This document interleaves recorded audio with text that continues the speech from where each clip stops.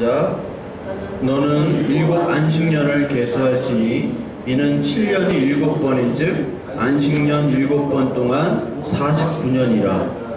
7째 달 열흘날은 속죄일이니 너는 뿔나팔 소리를 내되 전국에서 뿔나팔을 크게 불지며 너희는 50년째 해를 거룩하게 하여 그 땅에 있는 모든 주민을 위하여 자유를 공포하라.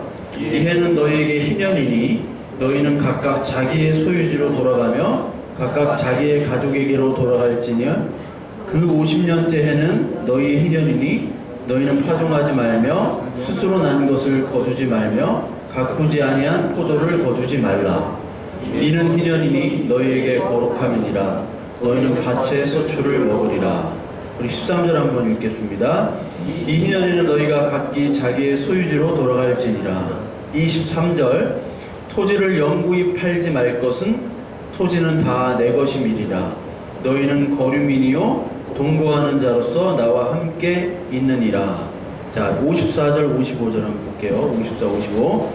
자, 그가 이같이 속량되지 못하면 희년에 이르러는 그와 그의 자녀가 자유하리니 이스라엘 자손은 나의 종들이 됨이라. 그들은 내가 애굽 땅에서 인도하여 낸 내 종이요 나는 너희의 하나님 여호와니라.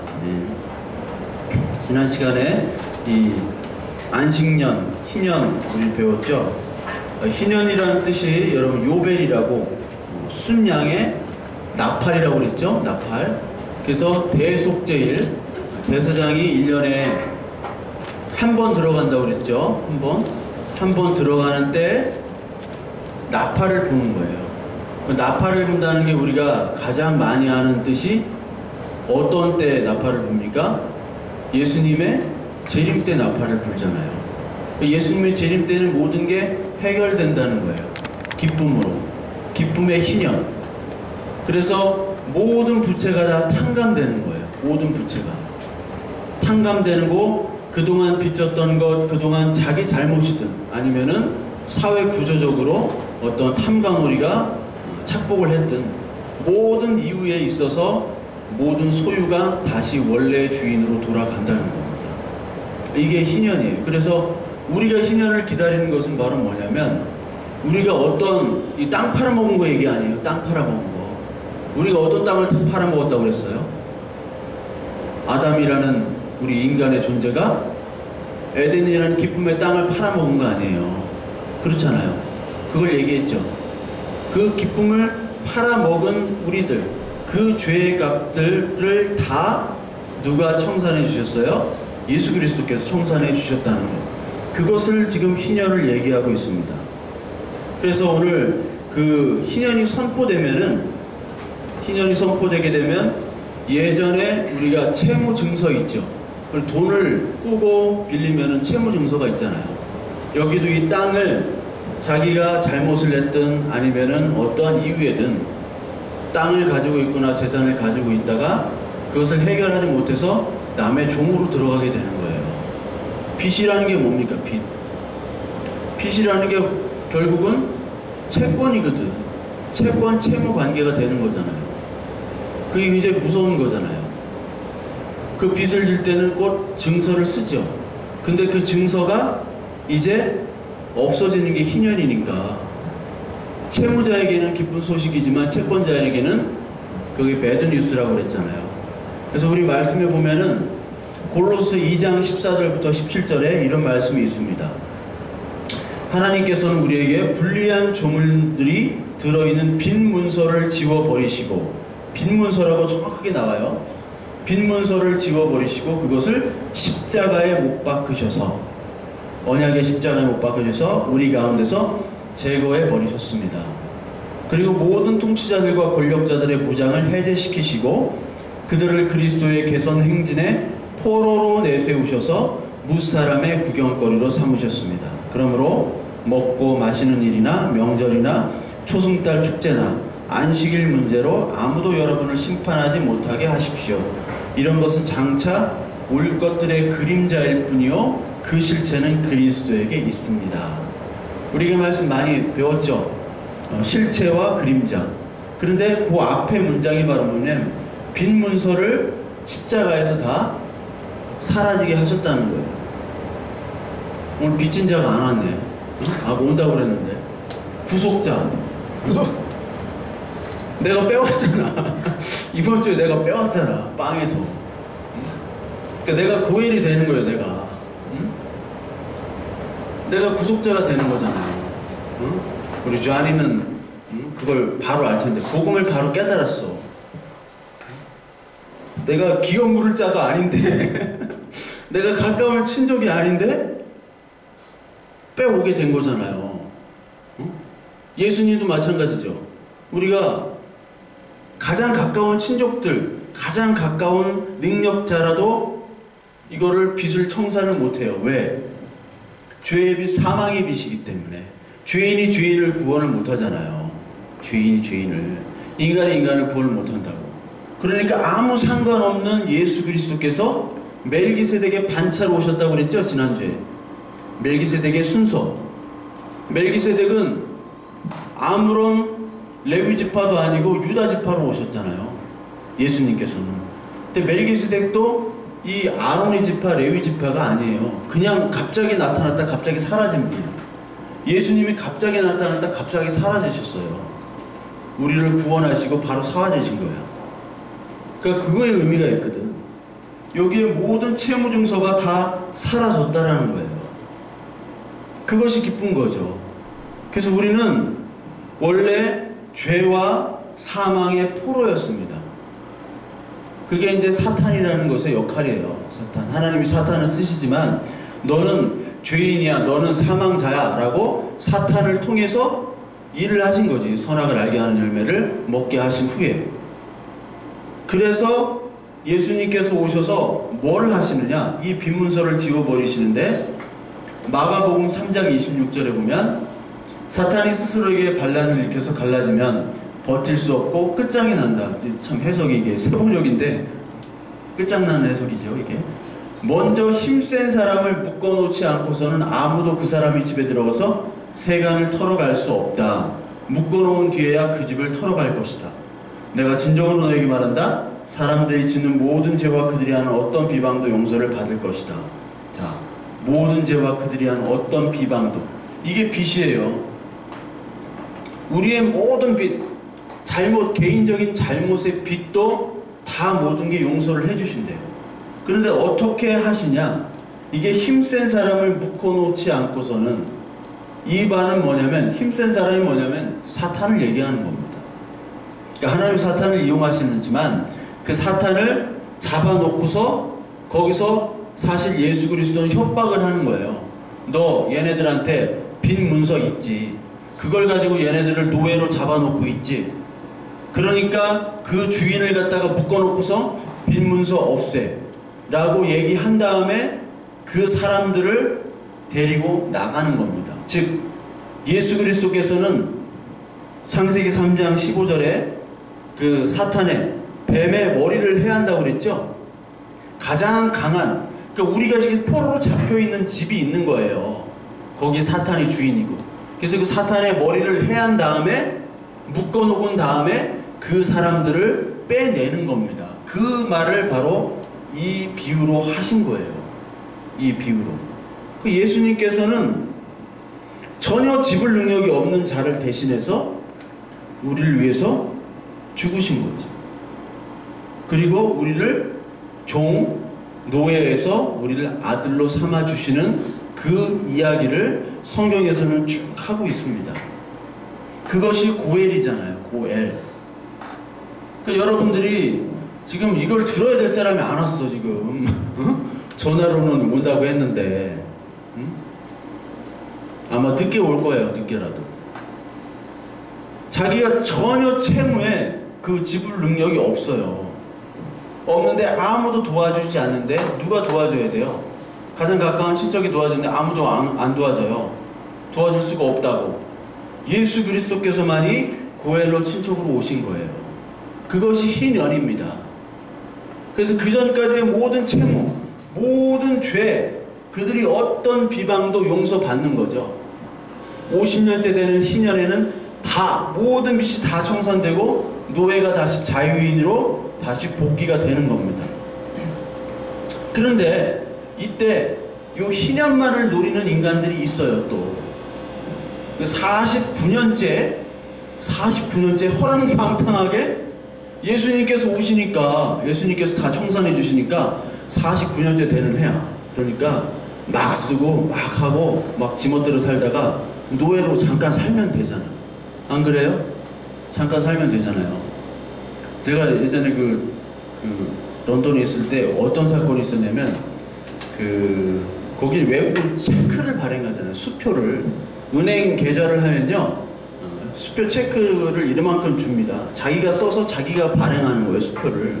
우리나라와는 다릅니다, 외국은. 뭐 아시는 분은 아시겠지만. 그런데 유학생들이 마지막 귀국날 되기 전날에 수표를 막 발행해요. 그 통장에 돈도 별로 없는데 막 발행한 다음에 막 써. 막 쓰고 다음날 귀국을 해요.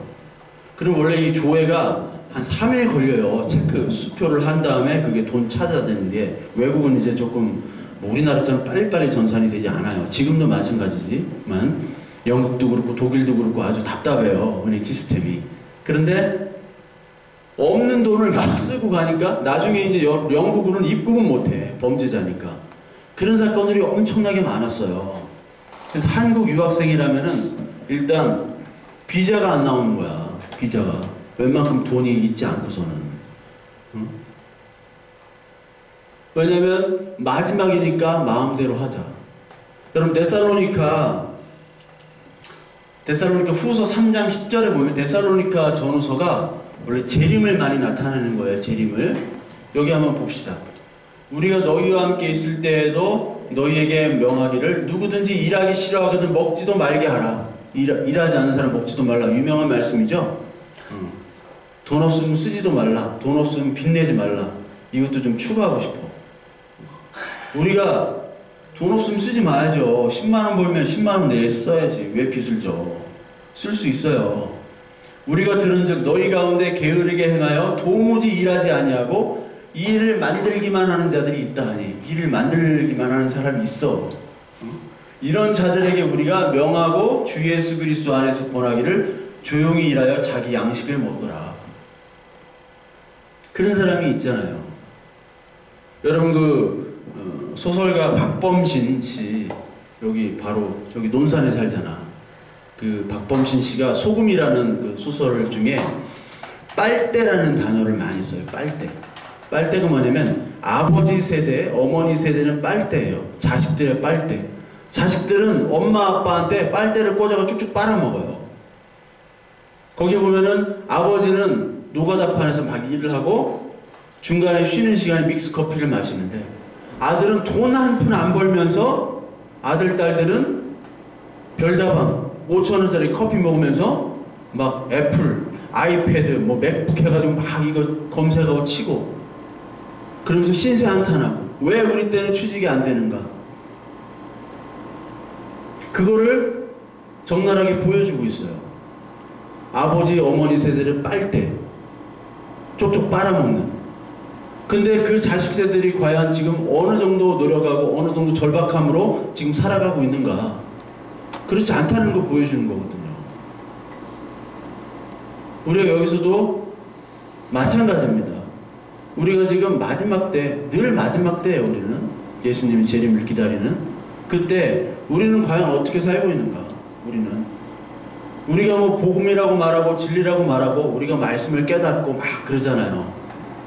그래요. 좋아요. 어떤 분들은 말씀을 되게 막 원어 분석해가지고 어렵게 이렇게 얘기하시고 참 우리가 듣기에 참 너무 멋있는 말씀이다. 그래 우리 복음을 깨달았어. 이것이 정말 하나님의 말씀이야. 근데 그 다음은 뭐냐? 그 다음에 뭘까요? 예수님의 재림을 기다리는 그 다음. 사실 우리는 죽기까지 싸우는, 피 흘리기까지 싸우라는 얘기가 굉장히 많이 나옵니다. 신약에. 우리는 이 데살로니카 전후서에서 일하기 싫어하거든 먹지도 말라. 이게 그냥 단순히 백수들은 먹지도 말고 열심히 돈 벌어라. 끝까지 열심히 살자. 그 얘기가 아니에요. 그냥 단순하게 얘기하면 안 돼요.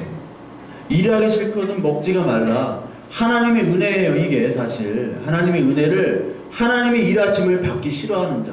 거기에는 우리의 인격적인 열매도 굉장히 많이 들어갑니다. 여러분, 우리 행위가 중요해요. 여러분, 행위가 중요합니다. 구원은 행위로 구원받는 것은 아니지만 우리의 행위는 정말 중요해요.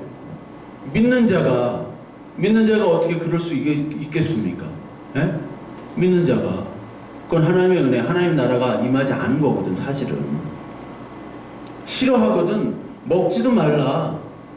이것은 너의 생명을 다시 한번 생각하라는 얘기예요. 먹지 말면 죽잖아요.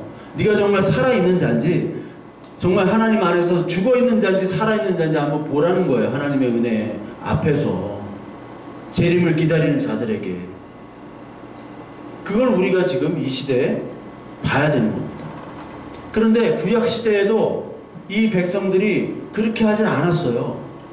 구약시대 예레미야 16장 보면은, 너는 그들에게 대답하여 여호와께서 말씀하시되 너희 조상들이 나를 버리고 다른 신들을 따라서 그들을 섬기며 그들에게 절하고 나를 버려 내 율법을 지키지 아니하였음이라.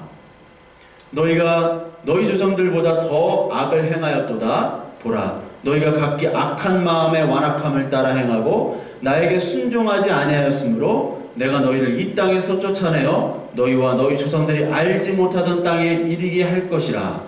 너희가 거기서 주야로 다른 신들을 섬기리니 이는 내가 너희에게 은혜를 베풀지 아니함이라 하셨다 하라. 율법을 지키지 않았어요. 즉 우상 숭배를 했습니다. 다른 신을 섬겼어요. 그게 죄인입니다. 그게 죄악이에요. 날 버리고 다른 신을 섬기고 완악하고 순종치 아니하였다는 겁니다. 이거를 구체적으로 얘기하면 에스겔서에 보면은, 에스겔서 22장에 너는 나의 성물들을 업신여겼으며 나의 안식일을 더럽혔다. 안식일을 지키지 않았다는 거예요. 안식일은 곧 안식년과 희년으로 나타나는 게 그리스도잖아요. 예수 그리스도를 믿지 않았다는 거고, 이 시대에는. 이 당시에는 안식일을 열심히 사실 지키긴 했어요. 법적으로. 그러나 그 마음에는 안식이 없었죠. 안식일을 지키는 것은 그리스도 안에서 지키는 것인데, 안식일을 지킴으로 말미암아 내가 하나님을 잘 섬긴다고 착각하는 거예요. 하나님 먼저 섬겨야 되는데, 하나님 마음을 알아야 되는데. 제사장들도 율법을 범했고요, 성물을 더럽혔어요. 거기서 장사했다고. 거룩함과 속된 것을 구별하지 않았대요. 속된 것과 거룩함을 구별하는 것이 사실 거룩함이고, 부정함과 정한 것을 구별하는 게 사실 거룩함이잖아요. 구별이 거룩이죠. 그렇기 때문에 그의 눈을 가리어, 이 사람들은 죄 때문에, 우상 때문에 내가 열심히 안식일 율법을 지키면 하나님이 축복해 주시고 난 하나님을 잘 섬긴다는 그런 마음으로 이 눈이 가려진 겁니다.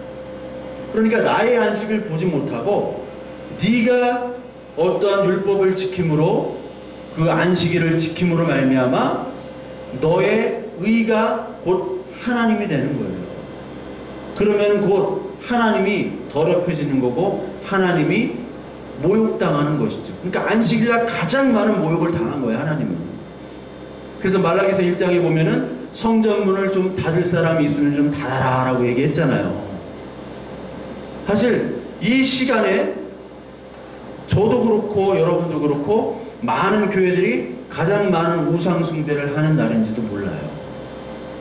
지금 이 시간에, 이 예배, 찬송, 기도, 이 시간에 하나님은 그거를 적나라하게 얘기하고 계십니다. 그러면서 예레미야 34장에 보면, 희년 때는 여러분 자유인으로 풀어줘야 되잖아요. 종들을. 희년이잖아. 안식년도 마찬가지고. 그런데 이 한짓거리를 보세요. 예레미야 34장 9절에 보면 그 계약, 이게 희년 계약이에요. 안식년 계약 때 어떻게 했어요?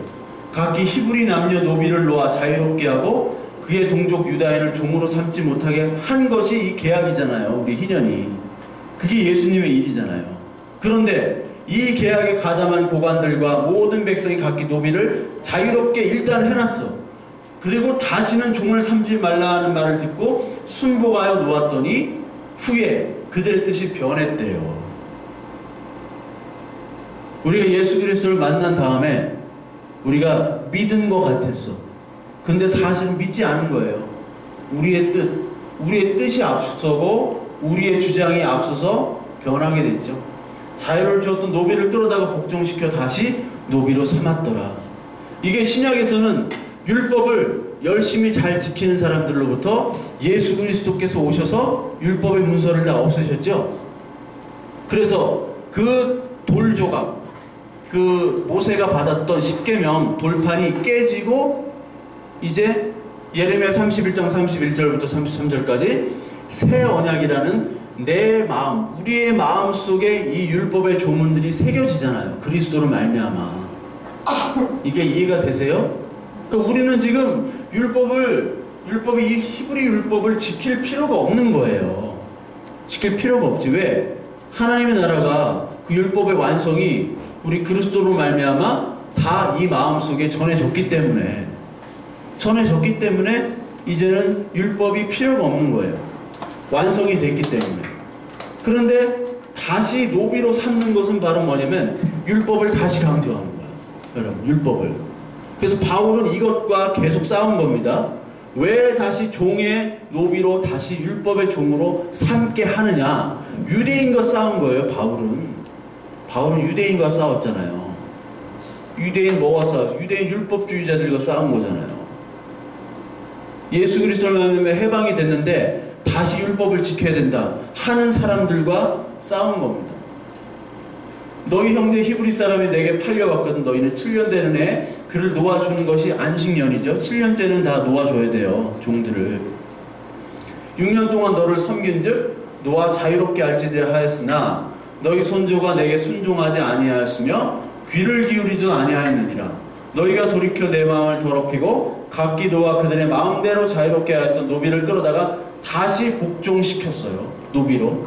하나님의 명령을 거역한 거죠.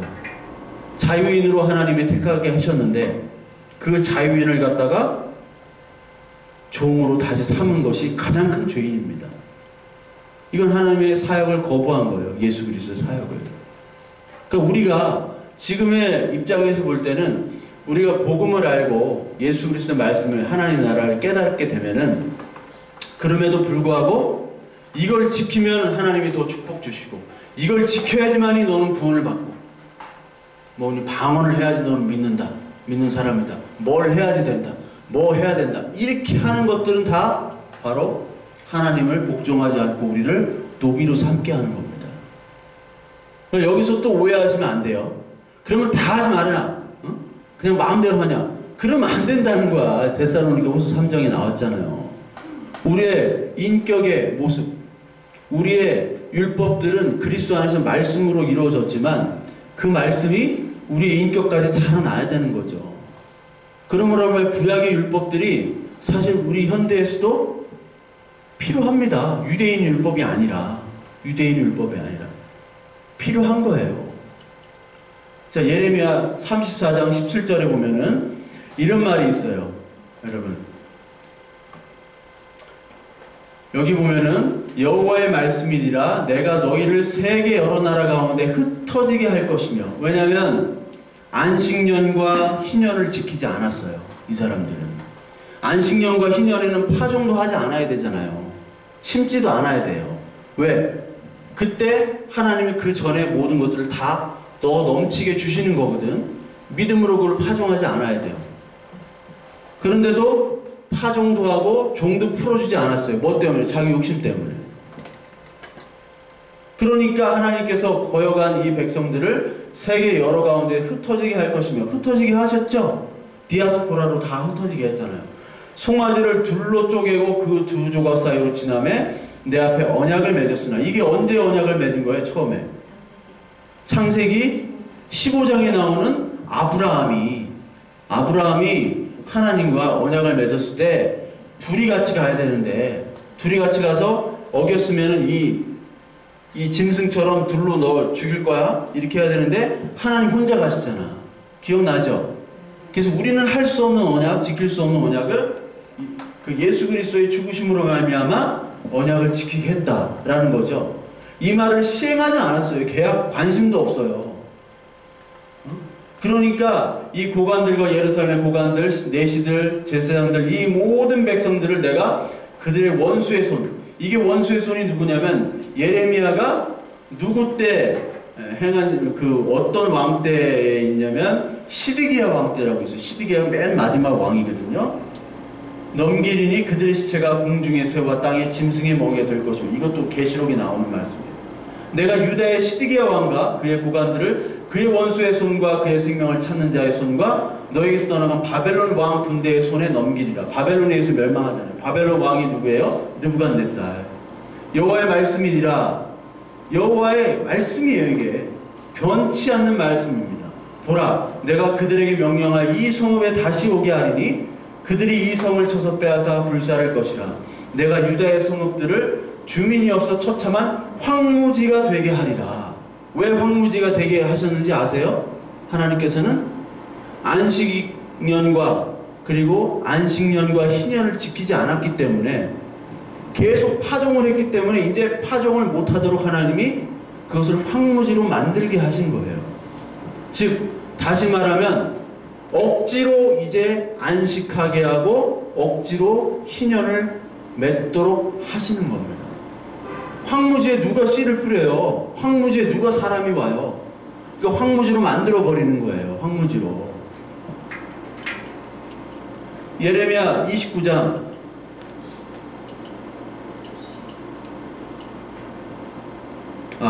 그 역대하입니다. 역대하. 이게 역대하 말씀이 여기 보면 보세요. 그가 바벨론으로 사로잡아가매 무리가 거기서 갈대아 왕과 그의 자손의 노예가 되어 바사국이 통치할 때까지, 페르시아 통치할 때까지 이르니라. 이에 토지가 황폐하여 땅이 안식년을 누림과 같이 안식하여 70년을 지냈으니 여호와께서 예레미야 입으로 하신 말씀이 이루어졌더라. 역대하 맨 마지막 36장의 말씀입니다. 그러니까 바벨론을 사로잡아가지고 안식년을 억지로 70년간 누리게 하시겠다라는 하나님의 의도예요. 그러니까 우리는 안식일을 지키지 않거나 안식년, 희년을 지키지 않는다. 하나님의 백성인데, 택한 백성인데, 그렇지 않은 사람들에게는 황무지로 만들어버려요. 우리 인생을 황무지로 만들어버린다고요. 우리 중에도 황무지 있죠? 인생이 지금? 내가 황무지예요. 왜 황무지인 것 같아요? 곰곰이 생각해 보세요. 70년 동안 안식일을 억지로 이제 지켰던, 그리고 지키지 않았던 나를 이제 황무지로 만들게 해가지고 우리를 안식하도록 하게 하는 하나님의 섭리입니다. 예? 섭리예요. 이게 억지로 안식하도록 하게 하는 거예요. 억지로. 왜? 안식 안 하니까. 이 세상에 안식이 없다고 그랬잖아요. 이 세상에 안식이 없이 이 세상의 것을 심고 뿌리고 그리고 거두려고 하는 이 안식 없는 삶에서 우리가 안식하도록 하나님께서 우리의 마음들을 다 황무지로 확 다 뺏어버리는 거예요. 지난주에 바벨론 1시간 만에 망하였도다 2번 나왔죠? 1시간 동안 망하게 하는 거예요. 그 바벨론 상인들, 그 거룩한 성 바벨론 상인들을 다 망하게 해서 그 사람들은 애통하잖아. 그 사람들은 자기가 빼앗긴 것에 대해 애통합니다. 그러나 예수님께서의 팔복은 어떤 애통하는 자가 복이 있죠? 뭐 때문에 애통하는 거예요? 응? 하나님 나라 때문에 애통하는 자. 그 사람이 진짜 복 있는 사람인데. 그래서 예레미야 입으로 하신 말씀이 실제로 70년 포로 기간 동안 이루어졌죠. 그래서 페르시아 키루스 왕, 고레스, 페르시아에서 가장 훌륭한 왕입니다. 키루스 왕에 의해서 해방이 됩니다. 그래서 다시 돌아와요. 그 얘기를 지금 하고 있는 겁니다. 그래서 이 빼앗기고 바벨론을 쳐들어온 말씀은 예레미야 29장, 이거 유명한 말씀이죠. 여호와께서 이와 같이 말씀하신다. 바벨론에서 70년이 차면 내가 너희를 돌보고 나의 선한 말을 너에게 성취하여 너희를 이곳으로 돌아오게 하리라. 돌아오게 하는 거예요. 하나님께서는 황무지로 만들게 한 다음에 그 평생 황무지로 만들면 어떻게 해요? 다시 돌아오게 하는 거죠. 다시 하나님의 자녀니까. 여호와의 말씀이라 너희를 향한 나의 생각을 내가 하나니 재앙이 아니니라. 너에게 미래와 희망을 주는 것이에요. 황무지로 만드는 것이. 그러니까 여러분 인생에서 지금 내가 하나님의 자녀라고 분명 인식하는데 지금 황무지야. 내가 잘못해서 개판 쳤던, 아니면 뭐 딴 환경에 의해서 개판이 됐던, 하여튼 지금 끌려간 황무지처럼 됐다면 여러분들 이것이 뭐라고요? 재앙이 아니라 평안이라고요. 미래와 희망을 주는 거라고요. 그리스도의 하나님의 나라가 우리 안에 임하도록 하는 하나님의 섭리라고요. 그러니까 우리는 기도할 때 맨날 요것만 딱 떼어가지고 요거 띄고 요것만 얘기해. 너희가 내게 부르짖으며 내게 와서 기도하면 다 된다. 응? 너희들의 기도를 들을 것이요 너희가 온 마음으로 나를 구하면 나를 찾을 것이요 나를 만나리라. 하나님 만나도록 황무지면 기도하세요. 우리가 기도해야 하는 분량도 있죠. 당연히. 어떤 기도? 하나님 나를 붙잡아 주시고 만나달라고. 이 황무지에서 이길 수 있도록 이 평안과 재앙이 아니라 미래와 희망과 평안임을 내가 볼 수 있게 해달라고 이 소경에서 다시 눈을 떠서 보게 할 수 있도록 해달라는 그런 기도를 하면 되는 거예요, 여러분. 그래서 예레미야는 황무지 포로로 잡혀서 황무지의 그 땅을 어떻게 받느냐? 다시 이게 재앙이 아니라 평안과 미래와 희망을 받습니다. 그래서 예레미야는 뭐를 했냐면 땅 투기를 했어. 선견지명이 대단한 사람이야, 이 사람이. 여러분 영화 말죽거리 잔혹사라고 있잖아요. 그 말죽거리가 그 양재야. 지금 얼마나 발전된 동네. 그 당시에 그 땅 사놨으면 얼마나 부자일 텐데. 마찬가지 이게 예레미야가 32장 1절 5절에 갑자기 뜬금없이 하나님이 뭐를 명령하시냐? 야, 너 아나돗에 있는 네 친척 땅 좀 사라. 근데 그 땅 사라는 시점이 중요해요. 여러분, 이 땅 사고 팔고 주식도 모든 경제에서 시점이 중요하잖아요. 그 시기가. 근데 이 시점이 어디냐면 유다의 시드기야 왕 14째 해 곧 느부갓네살 18째 해 여호와 말씀이 예레미야에게 임하니라 라고 하면서 설명을 해요. 언제 땅 사는 시기를. 그때 바벨론 군대는 예루살렘에 에워싸고 선지자 예레미야는 유다의 왕의 공중에 있는 시위대들에 갇혔다. 자, 바벨론 군대가 예루살렘에 에워쌌어요. 도저히 이길 수가 없어. 이제 끝났어. 이제 바벨론 군대가 쳐들어가고 예루살렘은 다 죽고 황폐화가 돼. 땅값이 떨어지게 생겼어. 그런데 그때 여기 시위대들에 갇혀있는 예레미야를 향해서 하나님께서 뭐라고 얘기하시냐? 이성 바벨론 왕의 손에 넘기리니 그가 차지할 것이며 유다 왕 시드기야는 갈대아인 바벨론 느부갓네살의 손에 벗어나지 못하고 반드시 바벨론 왕의 손에 넘겨진 바 되리니 이렇게 얘기하죠. 그리고 바벨론으로 시드기야가 끌려간다. 왕이 끌려가는 거예요.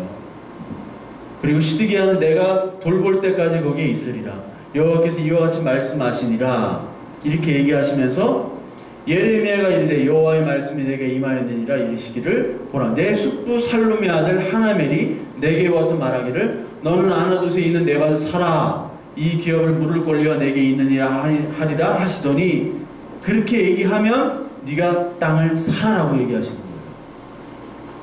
하나님의 인도하심이죠. 그래서 실제로 은 17세계를 주고 사요. 이 땅은 은 17세계는 그 당시 시가, 공시지가도 아닌 시가로 정확하게 산 거예요. 이 땅은 아무도 살려고 하지 않아. 이제 땅값이 떨어져가지고. 근데 원래 땅값 가격으로 사라는 거, 그리고 샀어요, 예레미야가. 미친 거죠? 합리적인 선택이 아니잖아요. 이게 완전 비정상적인 매매잖아요. 가장 비효율적인 투자잖아요.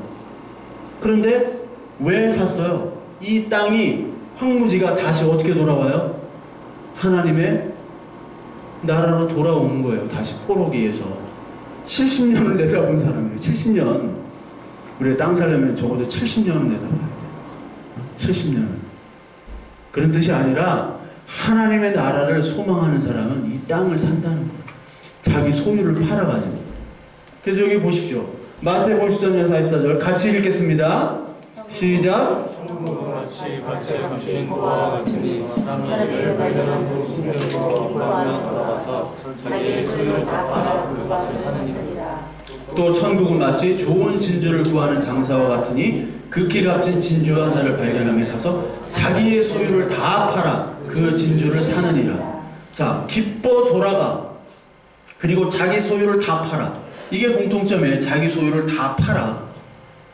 여러분 마가복음 12장 44절에 보면은 그 두 렙돈을 헌금을 낸 과부가 있어요. 두 렙돈 그 성전에다가. 근데 그 과부에게 뭐라고 성경은 얘기하냐면 자기의 모든 소유, 즉 생활비 전부를 헌금했다 라고 나와죠. 여기에 공통점으로 들어가는 거는 자기의 모든 소유예요. 모든 소유를 갖다가 밭에 감추인 그 보아가 밭에 감춰있는데 감춰있는 거를 몰라. 사람들은 아무도 몰라. 하나님 나라는 아무도 몰라요. 그 밭을 보이지 않는 그 밭 속에 있는 그 보물을 보고 밭을 사는데 자기의 모든 이 땅의 소유를 다 팔아서 하는 거예요. 이 두 렙돈 과부도 마찬가지고 모든 소유를 생활비를 다 헌금하잖아요. 우리도 좀 이렇게 저기다가 이렇게 좀 자기의 모든 소유를 좀 팔아서 하는 사람이 있었으면 좋겠어. 없어도 100억짜리 한 명만 들어오면 다 해결이 되는데. 자, 고린도후서 4장 5절에서 7절 우리 한번 봅니다. 우리를 전파하는 것이 아니라 오직 그리스도 예수의 주되신 것과 또 예수를 위하여 우리가 너희의 종된 것을 전파함이라. 어두운 데서 빛이 비치리라 하시던 그 하나님께서 예수 그리스도의 얼굴에 있는 하나님의 영광을 아는 빛을 우리 마음에 비추셨느니라. 우리가 이 보배를 질그릇에 가졌으니 이는 능력의 힘이 큰 것이 하나님께 있고 우리에게 있지 아니함을 알게 하려 함이라. 이 보배가 그리스도잖아요. 질그릇은 우리예요. 깨지는 질그릇, 늘 깨지고 형편없는 이 질그릇이 보배가 질그릇 우리 안에 들어가 있다고. 그 능력이 어떻게 들어가냐고. 우리가 그리스도를 찾은 것이 아니라 그리스도께서 하나님께서 그 하나님의 능력으로 우리 안에 오신 거예요. 그것이 바로 밭을 사는 겁니다. 즉, 이 비효율적인 투자 있잖아요. 모든 소유를 다 팔아 그 밭을 사잖아요. 비효율적인 투자. 근데 이게 우리가 이거를 샀다는 얘기가 아니에요. 누가 산 거냐면 예수 그리스도께서, 즉 하나님, 성부 하나님께서 자기의 모든 소유가 뭐예요? 여러분의 모든 소유, 자식이 모든 소유예요. 사실 부모에게는 자식만큼 중요한 게 없잖아. 자식이 모든 소유, 그 모든 소유인 예수 그리스도를 팔았어요. 팔아 넘겼잖아요. 유다한테, 제사장들한테 팔아 넘겼잖아. 그래서 죽게 만들었다는 거예요. 그래서 밭을 산 거, 이 밭되게 형편없는 황무지라고. 황무지. 우리가 황무지잖아 지금. 안 그래? 다 팔아먹고 도망간 황무지 아니야. 에덴 동산 팔아먹고 이것저것 다 팔아먹고 뭐 팔아먹을 거 없나? 응? 채무 변제도 못하면서 막 그런 인간들, 우리를 샀다는 거예요. 이게 먼저 사셨다는 거예요. 이게 우리가 막 사라는 게 아니야. 이게. 그러면 우리는 어떻게 해야 되느냐? 우리도 사야 돼. 우리도 이제 알았으니까 우리도 사야 되는 거예요. 우리도 이 하나님이 먼저 우리를 위해서 죽음으로 우리에게 봉사를 하신 거예요. 섬겨주신 거예요. 그러면 우리는 거기에 합당한 하나님에 대한 봉사를 또 해야 되는 거지. 자, 그래서 하나님께서는 바리새인들이 하나님의 나라가 어느 때 임하니까 묻건을 예수께서 대답해 이르시되 하나님의 나라는 볼 수 있게 임하는 것이 아니요 또 여기 있다 저기 있다 고도 못하리니 하나님의 나라는 너희 안에 있느니라. 하나님의 나라, 즉 밭에 있는 그 하나님의 나라는 아무도 못 보죠. 예수 그리스도밖에 볼 수가 없어요. 그거를 우리들도 볼 수 있도록 하나님께서 마음을 열어주셔야 됩니다. 그게 성령의 조명밖에 없어요. 우리가 말씀을 들어도, 아무 말씀이나 들어도, 우리 진리 말씀을 듣지만 다른 사람은 들리지가 않는다니까. 어떤 사람은 보지를 못해요. 전도를 해도 알 수가 없어요. 왜? 어떤 사람은 하나님의 나라를 보는 것으로만 찾아요. 보는 것이 아니라니까. 너희 안에 있다라니까. 너희 안에. 우리 안에 하나님의 마음이 들어와야 돼요. 하나님 말씀이 들어와야 되는 겁니다. 이게 불교에서 똑같이 얘기해요. 불심은, 부처님의 나라는 볼 수 있게 임하는 게 아니에요. 절도. 네 마음이 부처다. 이렇게 얘기하잖아.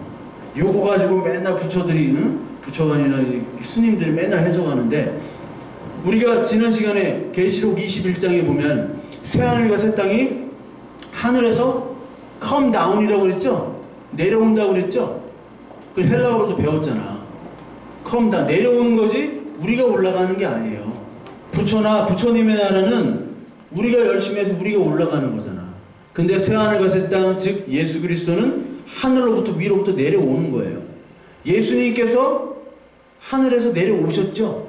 이거는 그걸 얘기하는 거예요. 내려오셔가지고 우리 마음에 꽂히신 거야.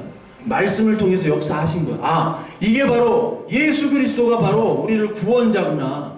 우리가 죄인이구나. 우리는 죄의 채무 증서를 탕감할 수 없구나.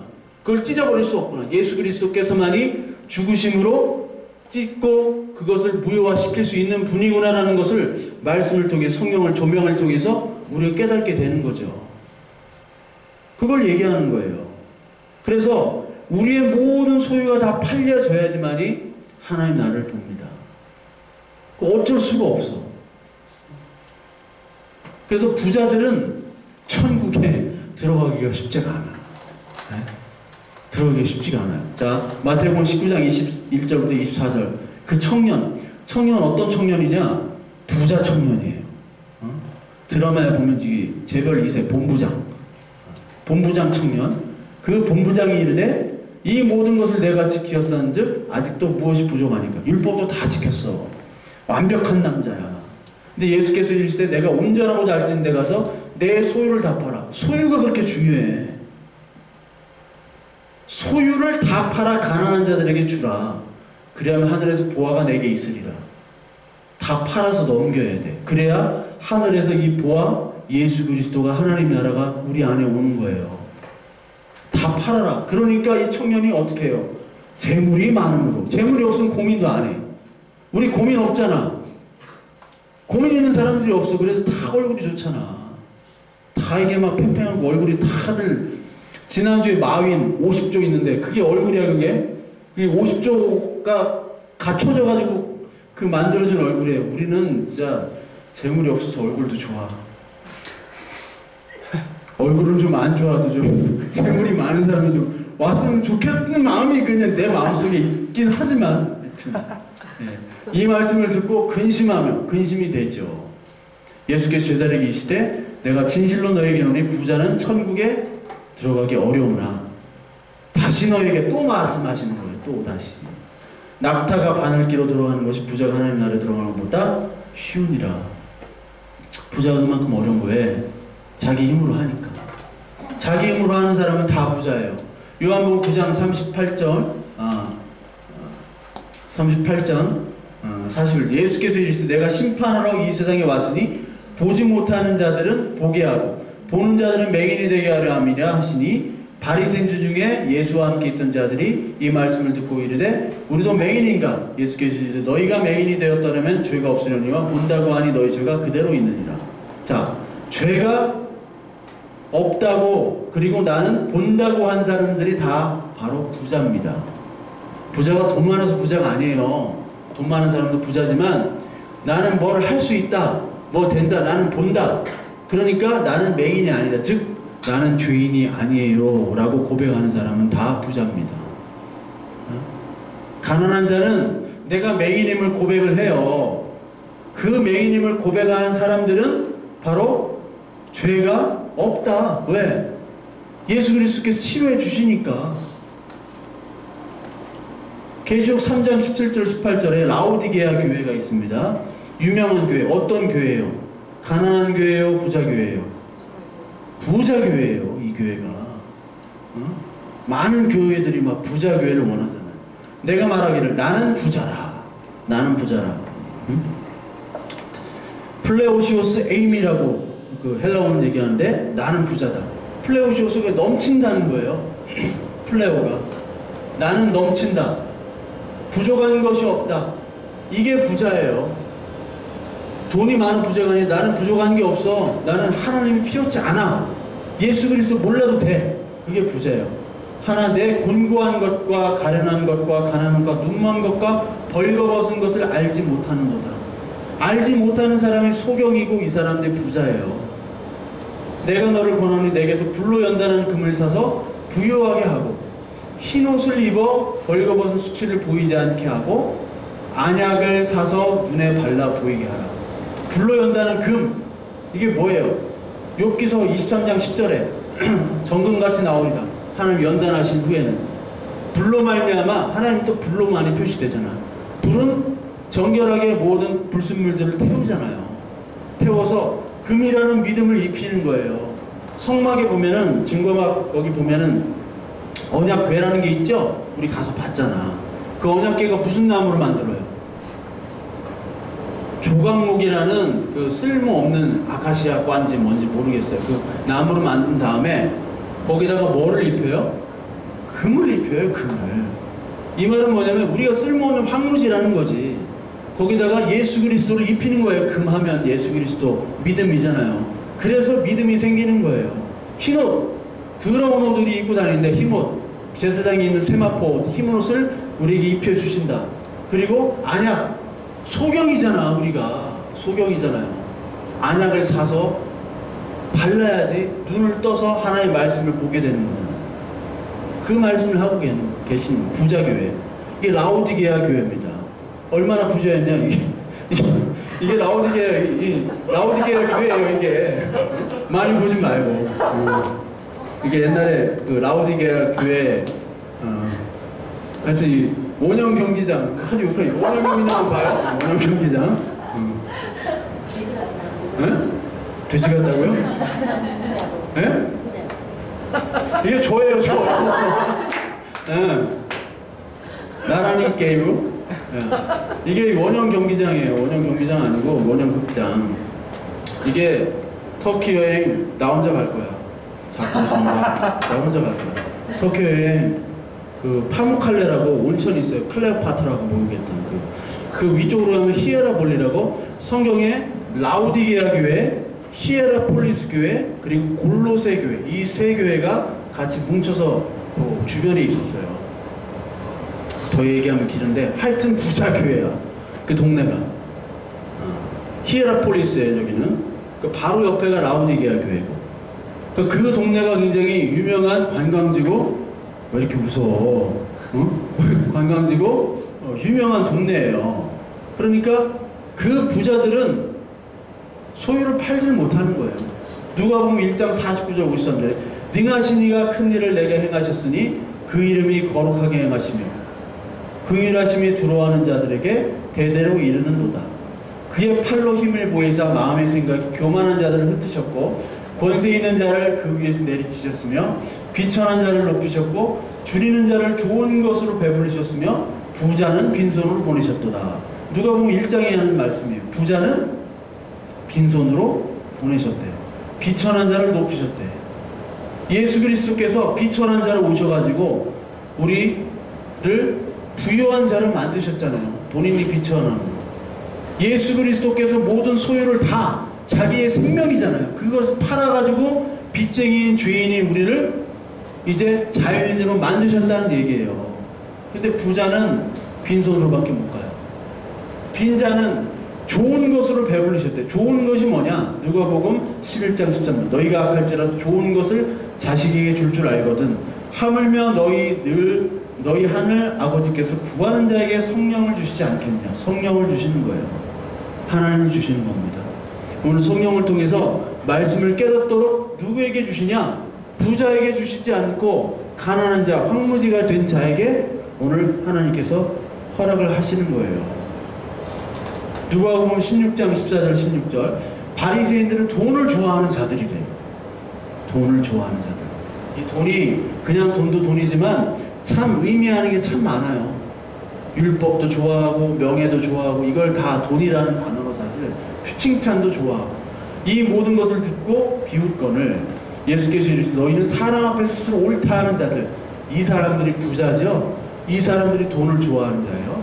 너희 마음을 하나님께서 아시나니 사람 중에 높임을 받는 그것, 이게 부자예요.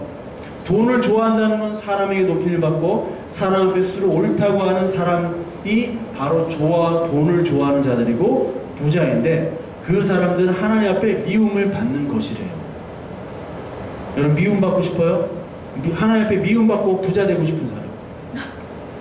아니면 하나님한테 칭찬받고 가난하게 살 사람? 전자가 좋아. 우리는 집사님 거짓말 하시네. 집사님 미쿡에 다녀오시더니 아주 더 멋있어요. 미쿡, 나도 미쿡 가고 싶다. 율법과 선지자는 요한의 때까지요, 그부터 하나님 나라의 복음이 전파되어 사람마다 그리로 침입하는 거예요. 하나님 나라는 우리에게 침입하는 겁니다. 어떻게 침입해야 돼요? 우리 안에 있는 부작은성, 우리 안에 있는 부작은성이 다 나가고 이 마음이 황무지가 되어 하나님 말씀으로 충만해져야 되는 겁니다. 여러분 지금 황무지처럼 산다고 생각되는 분 있죠?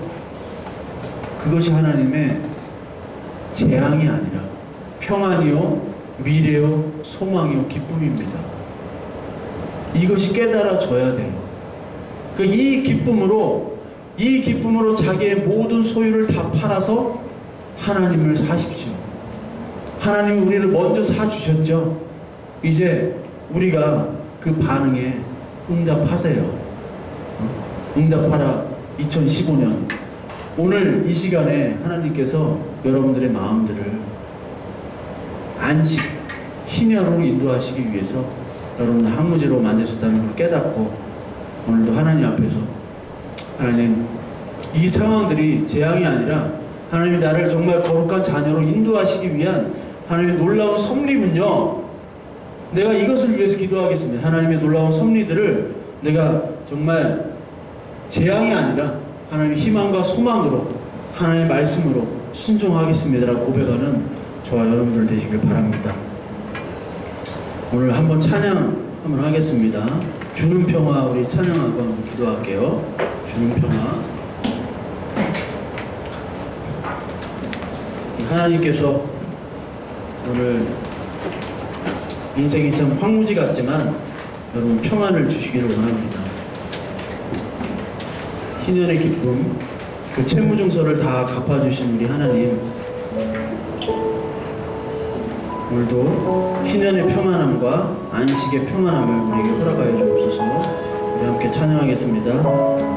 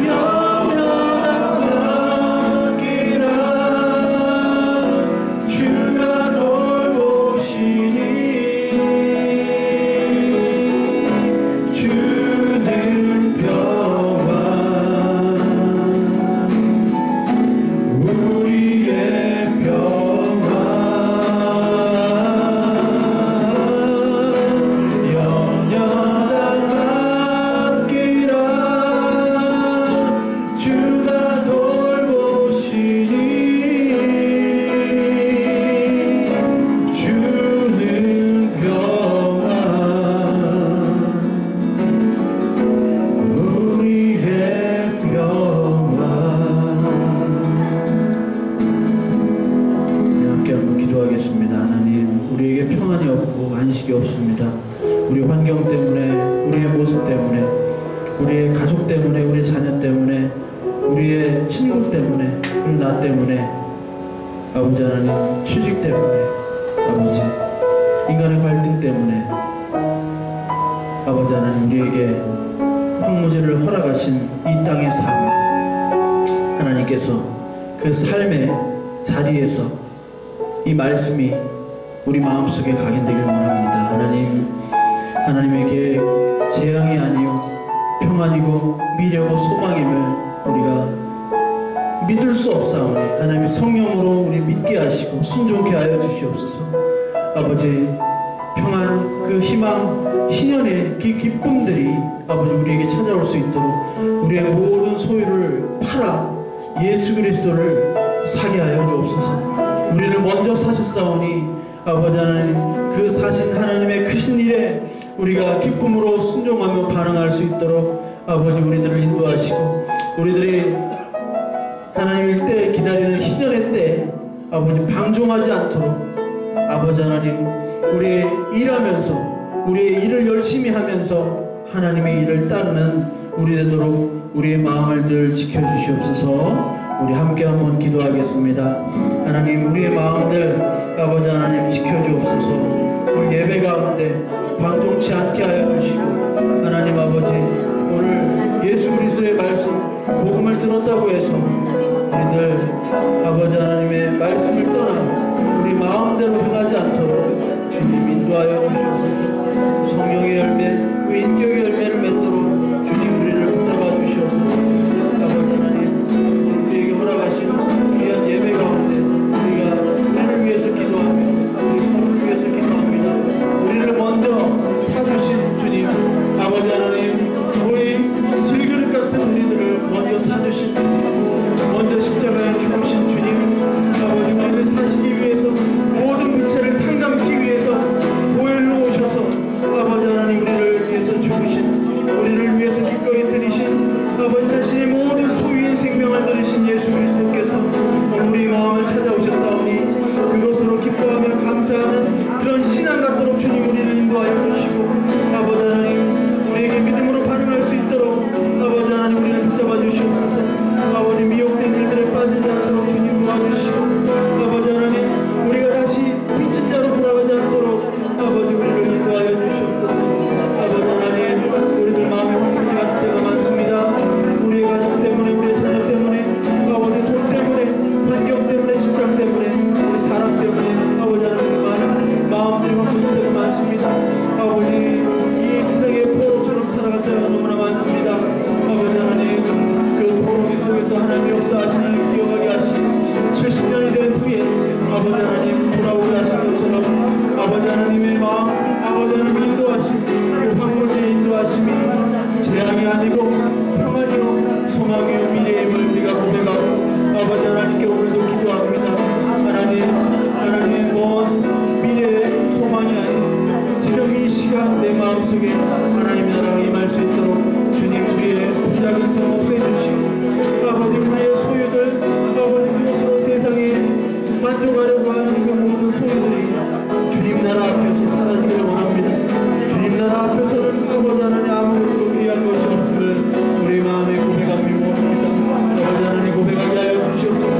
아버지 오늘 이 교회에 이런 마음에 허락하여 주시고, 우리 마음속에 있는 잘못된 마음들, 아버지 못된 마음들을 벗어던지게 주님께서 오늘 역사하여 주옵소서. 아버지 하나님 주하여 주옵소서. 눈물로 고백을 해야 됩니다. 아버지 회개로 고백해야 됩니다. 우리 안에 있는 나쁜 뿌리들 아버지 하나님 없애주시옵소서. 아버지 하나님, 우리가 다시 죄의 종으로, 죄의 노예로 아버지 하려고 하는 우리의 마음들을 아버지 뿌리채 뽑아주시옵소서. 아버지 하나님, 우리 하나님의 마음 깨닫게 하여 주시고, 하나님의 은혜 아니면 우리가 벗어날 수가 없습니다. 죄로부터 넘어갈 수가 없습니다. 아버지 노예 근성 버릴 수가 없습니다. 하나님, 오늘 아버지 하나님, 우리 이 마음들을 붙잡아 주시고 아버지 하나님 우리 평안함을 허락하여 주시옵소서. 아버지, 우리 교회를 위해서도 한번 기도하겠습니다. 하나님, 우리 교회가 정말 하나님 보시기에 합당한 교회, 그런 성도, 그런 목사 되기를 원합니다. 하나님, 우리 교회가 서로 사랑이 있는 교회, 서로 돌보며 위로하는 교회, 교제가 있는 교회, 말씀으로 교제하며 우리가 진리 안에서, 복음 안에서 서로 살피며, 그리고 동시에 방종하지 않도록 주님 우리를 붙잡아 주시옵소서. 우리가 하나님의 자녀로 택함받고 구원받았사오니 우리가 방종하는 것들이 괜찮다고 생각하는 그런 마음들 없애주시고, 아버지 하나님 말씀에 성령의 열매, 곧 인격의 열매들을 우리가 맺을 수 있도록 주님 도와주시옵소서. 아버지 하나님, 이것들이 끝까지 싸워야 될 싸움이고 온전하게 되지 않는 것은 알지만 그 싸움을 멈추지 않는 우리의 마음 되도록 인도하시고, 그 싸움에서 실패하고 떨어져 나가는 그런 낙오자가 우리 공동체에 있을지라도 그들을 품으며 그들을 징계하고 그들을 꾸짖으며 그들을 아버지 인도하는 사랑의 마음을 허락하여 주시옵소서. 이런 교회 되게 해달라고 우리 함께 또 한번 기도하겠습니다. 하나님 아버지, 우리들 속에 사랑이 있게 하여 주옵소서. 그리스도의 사랑이 먼저 있게 하시고, 인간적인 사랑 아닌 말씀을 향한 사랑과 그리스도를 향한 사랑으로 인도하여 주시옵소서. 아버지 하나님, 우리 성도 간의 교제와 성도 간의 인도와 성도 간의 사랑이 넘칠 수 있는 교회 아버지 원합니다. 인간의 힘으로 되지 않습니다만 아버지 하나님, 하나님께서 우리의 마음을 붙여주시고 서로 위로하시고 서로 사랑하는 마음으로 훈계하며 책망도 하고 가르치기도 하는 그런 귀한 교회 되게 하여 주옵소서. 책망이 없는 교회가 되어버렸습니다. 아버지, 모든 것들을 용납하는 교회가 되어버렸습니다. 아버지, 잘못된 길이 오니 아버지 하나님 책망하며 사랑하며 위로하는 그런 교회 되도록 주님이 인도하여 주옵소서. 아버지 하나님, 주님이 인도하시고 우리를 향한 하나님의 사랑들이 아버지 하나님 넘쳐나기를 간절히 소망합니다. 아버지 하나님, 우리 서로 격려하며 사랑하며 동시에 하나님 말씀을 가르치며 그 말씀 가운데 바라설 수 있는 우리 교회 되도록 주님 인도하여 주옵소서. 우리가 불완전하지만 주님이 온전한 그 능력의 주시오니 아버지